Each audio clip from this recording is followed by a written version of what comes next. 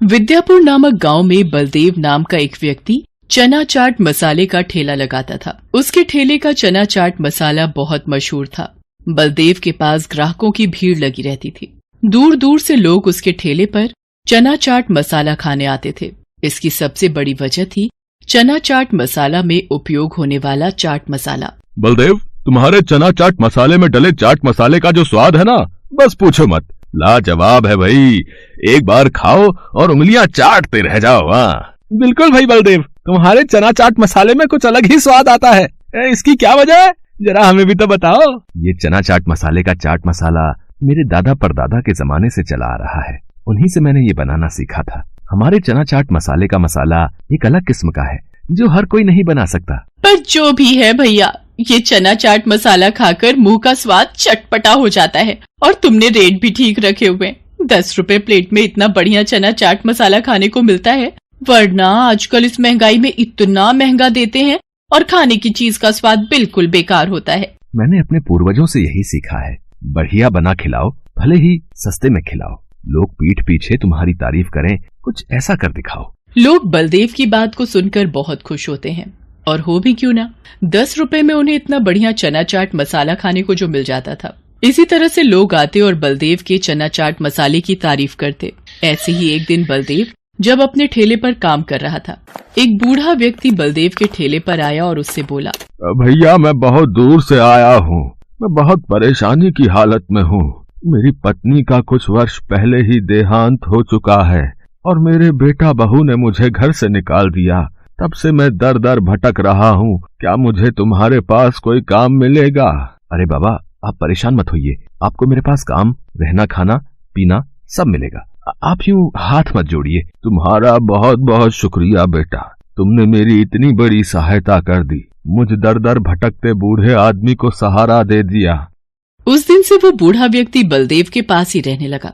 बलदेव चना चाट मसाले का मसाला बनाते वक्त अपना दरवाजा बंद रखता था ताकि कोई उसे मसाला बनाते वक्त देख न पाए। पर बूढ़ा व्यक्ति चोरी से बलदेव को चाट मसाला बनाते हुए देख लेता था।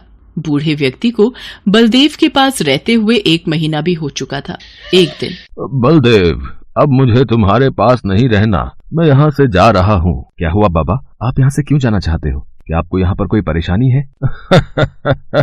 मैं तो तेरे पास चालाकी से आया था। मैं तो तेरी चना चाट मसाले में इस्तेमाल होने वाली मसाले की विधि जानना चाहता था और वो मुझे पता चल गई है।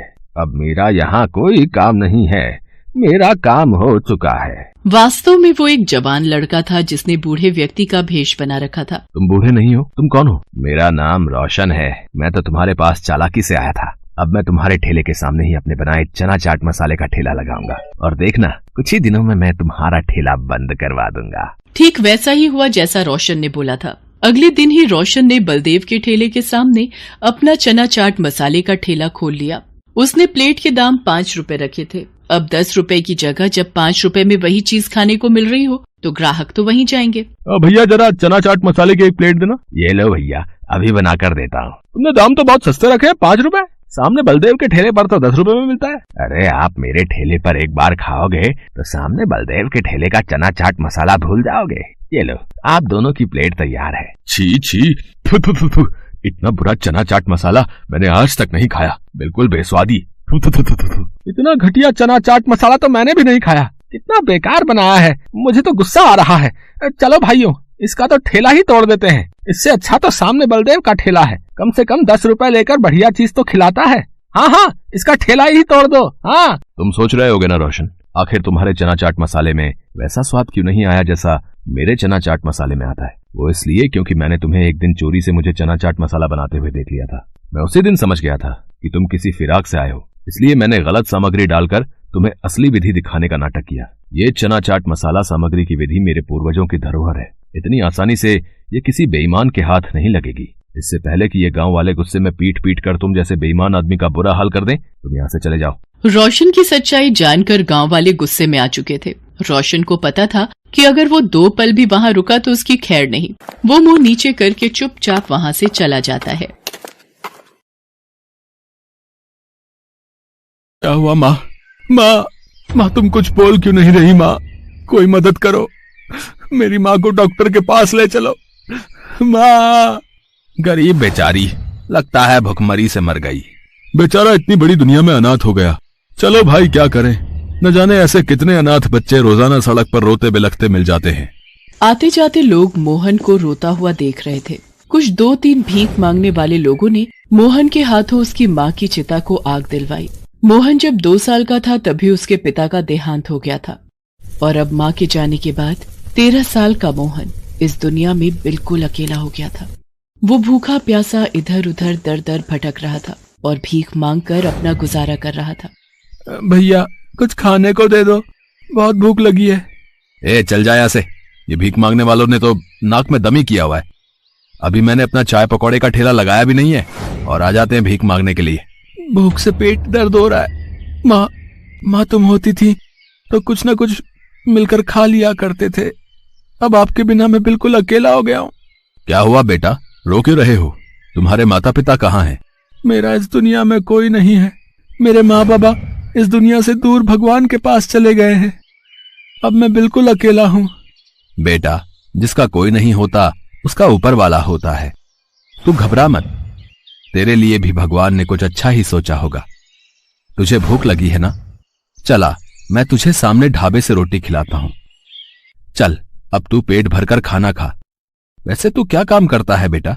चाचा, मैं सड़कों पर भीख मांगता हूं, पर कुछ लोग तो दे देते हैं, कुछ धक्का देकर दुत्कार देते हैं। बेटा, भीख मांगना अच्छी बात नहीं होती।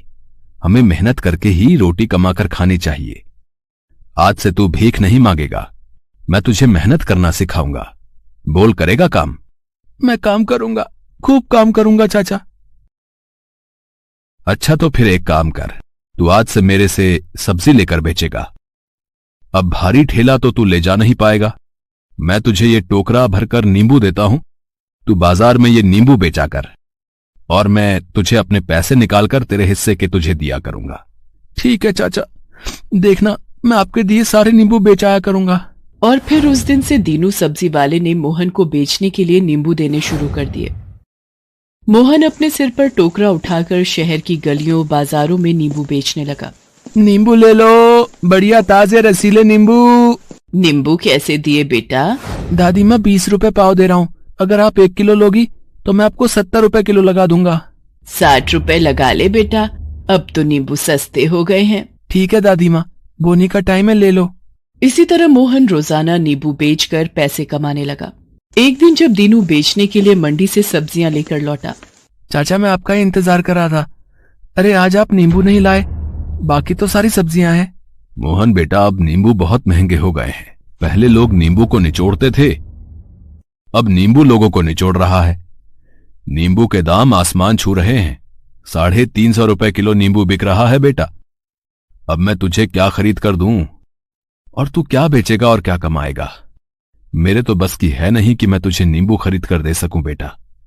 और खरीद भी लूं और लोगों ने महंगे होने के कारण नींबू नहीं खरीदे और रखे रखे गर्मी से गल गए तो मेरा बहुत नुकसान हो जाएगा। तो चाचा, फिर मैं क्या करूंगा? मैं क्या बेचूंगा? मुझे नींबू कौन देगा? बेटा, अभी कुछ दिन तक तो मैं नींबू नहीं ला सकता।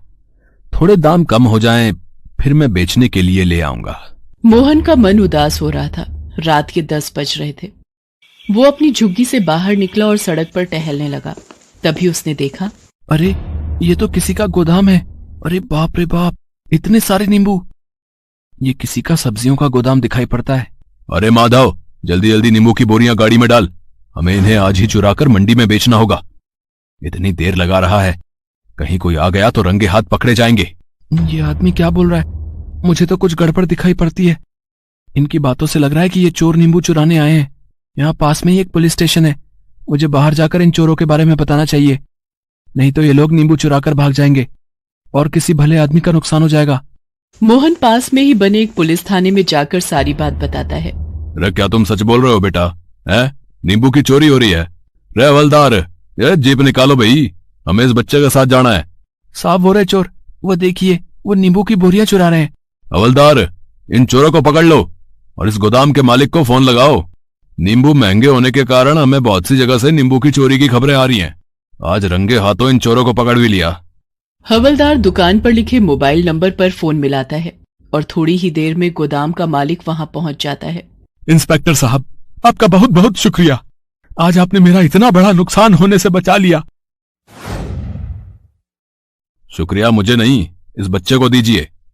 इसी बच्चे ने हमें इस चोरी के बारे में बताया और हम समय पर यहां पहुंच पाए।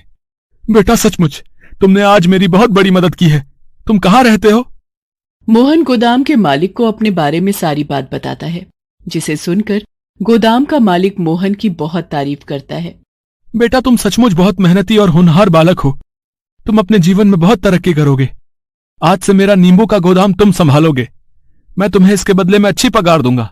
गोदाम के मालिक निरंजन की बात को सुनकर मोहन बहुत खुश होता है। धीरे धीरे मोहन गोदाम के मालिक निरंजन का नींबू का सारा कारोबार संभाल लेता है। कुछ साल बीत जाते हैं। निरंजन के पास नौकरी करते करते मोहन के पास रहने और खाने के लिए अच्छे पैसे जुड़ गए थे, जिससे मोहन अपने रहने के लिए एक पक्का घर बनवा लेता है।